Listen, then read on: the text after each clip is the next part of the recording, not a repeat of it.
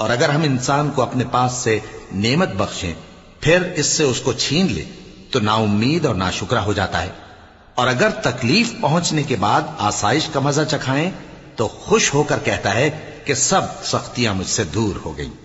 بے شک وہ ہے ہی خوشی میں مست ہو جانے والا، بڑا فخر جتانے والا۔ ہاں، جنہوں نے صبر کیا اور عمل نیک کیے یہی ہیں جن کے لیے بخشش اور اجر عظیم ہے۔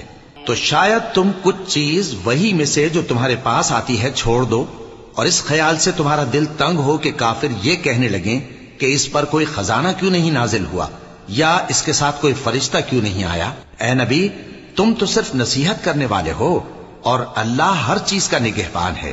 کیا یہ لوگ کہتے ہیں کہ اس نے قرآن از خود بنا لیا ہے؟ کہہ دو کہ اگر سچے ہو تو تم بھی ایسی 10 صورتیں بنا لاؤ، اور اللہ کے سوا جس جس کو بلا سکتے ہو بلا بھی لو۔ پس اگر وہ تمہاری بات قبول نہ کریں تو جان لو کہ یہ قرآن اللہ کے علم سے اترا ہے، اور یہ کہ اس کے سوا کوئی معبود نہیں۔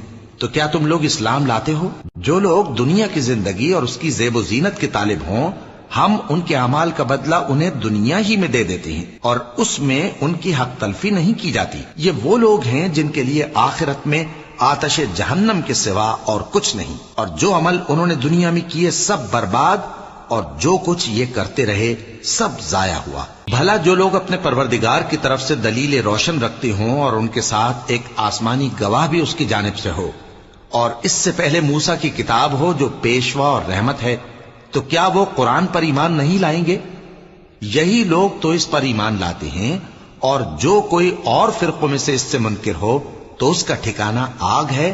تو تم اس قرآن سے شک میں نہ ہونا، یہ تمہارے پروردگار کی طرف سے حق ہے، لیکن اکثر لوگ ایمان نہیں لاتے۔ اور اس سے بڑھ کر ظالم کون ہوگا جو اللہ پر جھوٹ باندھے؟ ایسے لوگ اپنے رب کے سامنے پیش کیے جائیں گے اور گواہ کہیں گے کہ یہی لوگ ہیں جنہوں نے اپنے پروردگار پر جھوٹ بولا تھا۔ سن رکھو کہ ظالموں پر اللہ کی لعنت ہے۔